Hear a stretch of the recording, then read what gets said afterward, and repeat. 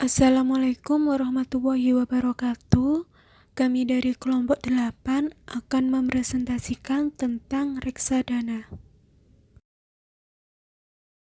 Nama anggota kelompok antara lain yang pertama yaitu Siti Mei Nur Rosita dengan NIM 18201030162. Kemudian Yunita Afitasari 18201030254. Dan yang terakhir yaitu Leni Aisyah dengan NIM 18201030258.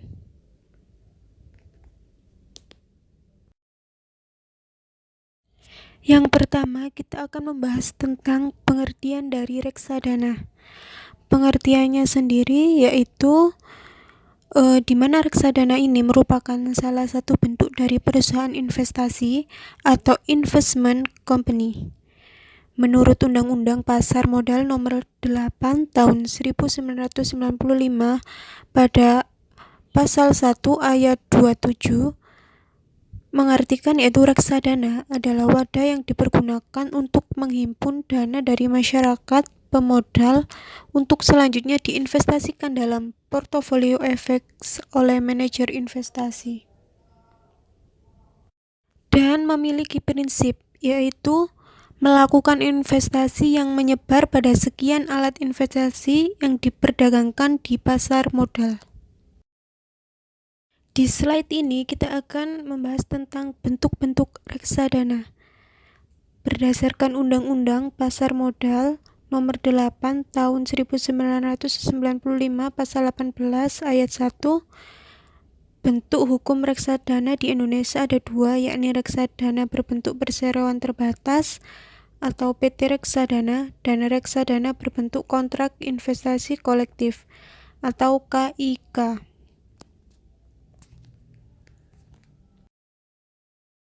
Di sini saya akan menjelaskan reksadana berbentuk perseroan atau investment companies merupakan perusahaan atau perseroan terbatas yang dari sisi bentuk hukum tidak berbeda dengan perusahaan lainnya. Perbedaannya hanya terletak pada jenis usaha, yaitu jenis usaha pengelolaan portofolio investasi. Reksadana sendiri berbentuk perseroan dibedakan berdasarkan sifatnya menjadi dua, yaitu reksadana terbuka atau open end fund dan reksadana tertutup closed end fund. Adapun ciri dari reksadana berbentuk perseroan ini adalah yang pertama, badan hukum terbentuk PT, dan yang kedua, pengelolaan kekayaan reksadana didasarkan pada kontrak antara direksi perusahaan dengan manajer investasi yang ditunjuk, dan yang terakhir, penyimpanan kekayaan reksadana didasarkan pada kontrak antara manajer investasi dengan bank kustodian. Bentuk yang kedua dari reksadana yaitu kontrak investasi kolektif atau unit investment trust. Kontrak yang dibuat antara manajer investasi dan bank kustodian yang juga mengikat pemegang unit penyertaan sebagai investor. Melalui kontrak ini, manajer investasi diberi wewenang untuk mengelola portofolio efek dan bank kustodian diberi wewenang untuk melaksanakan penitipan dan administrasi investasi. Karakteristik dari reksadana kontrak investasi kolektif adalah sebagai berikut, antara lain yang pertama yaitu menjual unit penyertaan secara terus-menerus sepanjang ada investor yang membeli, dan yang kedua yaitu unit penyertaan tidak tercatat di bursa. Kemudian investor dapat menjual kembali unit penyertaan yang dimilikinya kepada manajer investasi atau MI yang mengelola. Kemudian hasil penjualan atau pembayaran pembelian kembali unit penyertaan akan dibebankan pada kekayaan reksadana. Dan yang terakhir, harga jual atau beli unit penyertaan didasarkan pada nilai aktiva bersih NAB per unit dihitung oleh bank kustodian secara harian. Di slide ini saya akan menjelaskan tentang jenis-jenis dari reksadana. Jenis-jenis reksadana sendiri dapat dibedakan berdasarkan portofolio, yakni sebagai berikut. Yang pertama, nomor 1, yaitu reksadana pendapatan tetap atau fixed income fund, yaitu reksadana yang melakukan investasi sekurang-kurangnya 80% dari dana yang dikelola aktifanya dalam bentuk efek bersifat utang. Umumnya memberikan penghasilan dalam bentuk bunga seperti deposito, obligasi syariah, SWBI, dan instrumen lain. Reksadana pendapatan tetap ini merupakan salah satu upaya melakukan investasi yang paling baik dalam jangka waktu menengah atau jangka panjang lebih dari 3 tahun dengan risiko menengah. Dan jenis reksadana yang kedua yaitu reksadana saham atau equity fund. Reksadana yang melakukan investasi sekurang-kurangnya 80% dari dana yang dikelolanya dalam efek bersifat ekuitas. Pada umumnya, efek saham memberikan kontribusi dengan memberikan hasil yang menarik dalam bentuk capital gain dengan pertumbuhan harga-harga saham dan dividen. Banyak persepsi yang menganggap bahwa berinvestasi pada saham lebih cenderung spekulatif atau berudi. Namun secara teori dan pengalaman di lapangan mengatakan bahwa investasi pada saham adalah salah satu bentuk investasi jangka panjang yang cukup menjanjikan. Selanjutnya yaitu jenis-jenis reksadana. Reksadana campuran atau discretionary fund, reksadana yang mempunyai perbandingan target aset, alokasi pada efek saham dan pendapatan tetap yang tidak dapat dikategorikan ke dalam ketiga reksadana lainnya. Reksadana campuran dalam orientasinya lebih fleksibel dalam menjalankan investasi. Fleksibel berarti kan pengelolaan investasi dapat digunakan untuk berpindah-pindah dari saham ke obligasi maupun ke deposit, atau tergantung pada kondisi pasar dengan melakukan aktivitas trading. Kemudian yang keempat, reksadana pasar uang atau money market fund. Reksadana yang investasinya ditanam pada efek yang bersifat hutang dengan jatuh tempo yang kurang dari 1 tahun. Umumnya investasi dalam kategori reksadana pasar uang meliputi deposito, SBI, obligasi, serta efek hutang lainnya. Reksadana pasar uang memiliki tingkat risiko yang minim, namun keuntungan yang didapat juga sangat terbatas. Tujuannya adalah perlindungan modal dan untuk menyediakan likuiditas yang tinggi, sehingga ketika dibutuhkan dapat dicairkan setiap hari kerja dengan risiko penurunan nilai investasi yang hampir tidak ada. Karakteristik reksadana. Yang pertama, reksadana pendapatan tetap atau fixed income fund. 1. Mempunyai potensi keuntungan lebih tinggi dari reksadana pasar uang. 2. Investasi jangka menengah. Kemudian yang kedua, reksadana saham atau equity fund mempunyai potensi keuntungan paling tinggi namun mempunyai risiko yang lebih tinggi dibanding reksadana lainnya. 2. Investasi jangka panjang. Karakteristik reksadana selanjutnya yaitu yang ketiga, reksadana campuran atau discretionary fund. 1. Mempunyai potensi keuntungan yang cukup tinggi.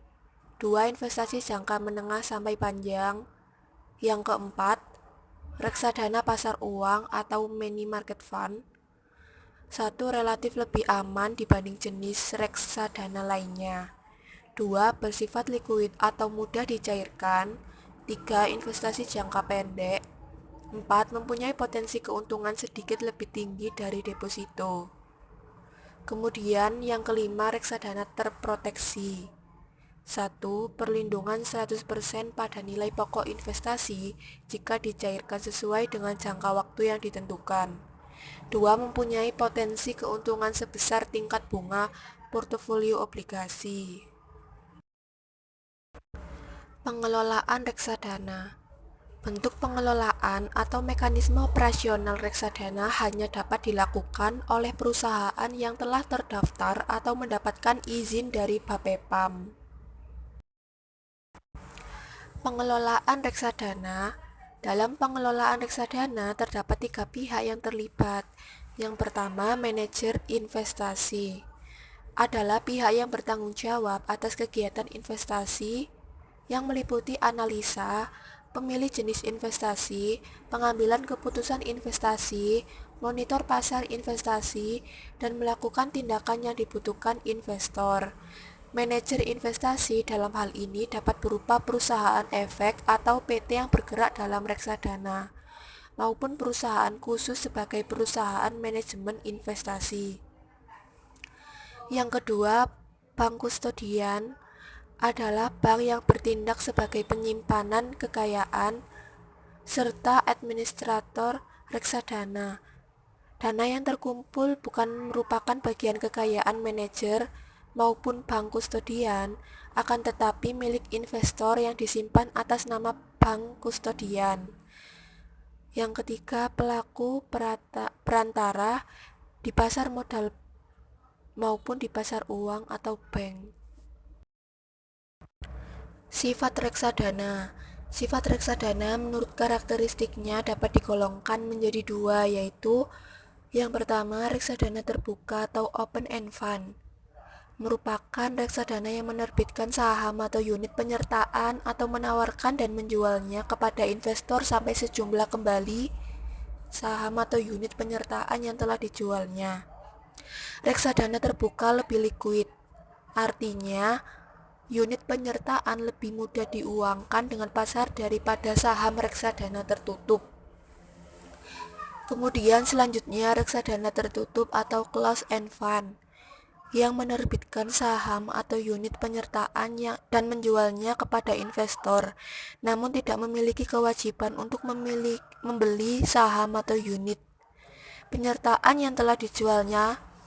Investor hanya dapat menarik investasinya dengan cara menjual atau mengalihkan saham atau unit penyertaan yang dimilikinya kepada investor lain yang berminat. Manfaat reksadana. Secara umum, reksadana memiliki beberapa manfaat yang menjadikannya sebagai salah satu alternatif investasi yang menarik antara lain. Yang pertama, dikelola oleh manajemen profesional. Pengelolaan portofolio suatu reksadana dilaksanakan oleh manajer investasi yang memang mengkhususkan keahliannya dalam hal pengelolaan dana. Peran manajer investasi sangat penting mengingat pemodal individu pada umumnya mempunyai keterbatasan waktu, sehingga tidak dapat melakukan riset secara langsung dalam menganalisa harga efek serta mengakses informasi ke pasar modal. Yang kedua, diversifikasi investasi. Diversifikasi atau penyebaran investasi yang terwujud dalam portofolio akan mengurangi risiko, tetapi tidak dapat menghilangkan, karena dana atau kekayaan reksadana diinvestasi pada berbagai jenis efek sehingga risikonya pun juga tersebar. Dengan kata lain, risikonya tidak sebesar risiko bila seorang membeli atau dua jenis saham atau efek secara individu. Manfaat reksadana yang ketiga, transparansi informasi. Reksadana wajib memberikan informasi atas perkembangan portofolionya dan biaya secara kontinu sehingga pemegang unit penyertaan dapat memantau keuntungannya, biaya, dan risiko setiap saat. Investasi secara rutin. Yang keempat, likuiditas yang tinggi. Agar investasi yang dilakukan berhasil, setiap instrumen investasi harus mempunyai tingkat likuiditas yang cukup tinggi. Dengan demikian, pemodal dapat mencairkan kembali unit pernyataan setiap saat sesuai ketetapan yang dibuat masing-masing. Reksadana sehingga memudahkan investor mengelolaan kasnya. Reksadana terbuka wajib membeli kembali unit pernyataannya sehingga sifatnya secara likuid. Yang kelima, biaya rendah. Karena reksadana merupakan kumpulan dana dari banyak pemodal dan kemudian dikelola secara profesional, maka sejalan dengan besarnya kemampuan untuk melakukan investasi tersebut akan menghasilkan pula efisiensi biaya transaksi. Risiko reksadana. Dalam berinvestasi, tentulah kita perlu seorang investor mengenal jenis risiko yang berpotensi timbul apabila membeli reksadana. Yang pertama, risiko menurunnya NAV atau nilai aktif bersih unit penyertaan. Penurunan ini disebabkan oleh harga pasar dari instrumen investasi yang dimasukkan dalam portofolio. Reksadana tersebut mengalami penurunan dibandingkan dari harga pembelian awal. Penyebab penurunan harga pasar portofolio investasi reksadana bisa disebabkan oleh banyak hal, di antaranya akibat kinerja bursa saham yang membuntut terjadinya komitmen yang memburuk, situasi politik dan ekonomi yang tidak menentu, dan masih banyak penyebab fundamental lainnya. Salah satu tolak ukur dalam memantau hasil dari suatu reksadana adalah dengan melakukan pengukuran NAV atau nilai aktif bersih.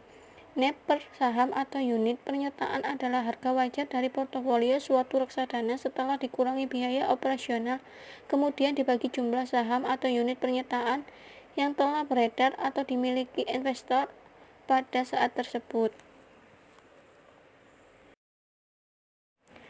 Risiko reksadana yang kedua, risiko likuiditas.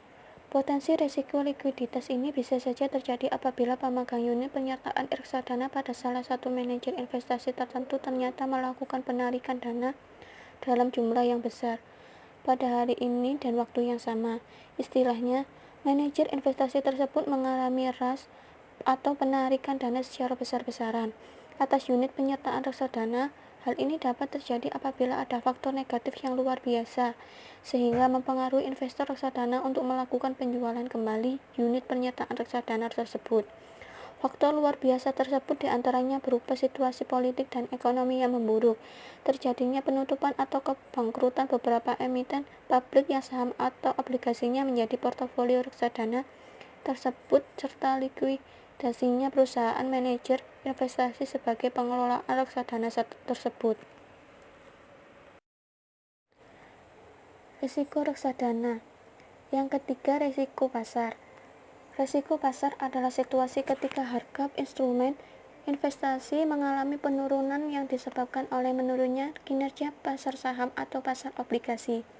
Secara drastis, istilah lainnya adalah pasar sedang mengalami kondisi bearish, yaitu harga-harga saham atau instrumen investasi lainnya mengalami penurunan harga yang sangat drastis.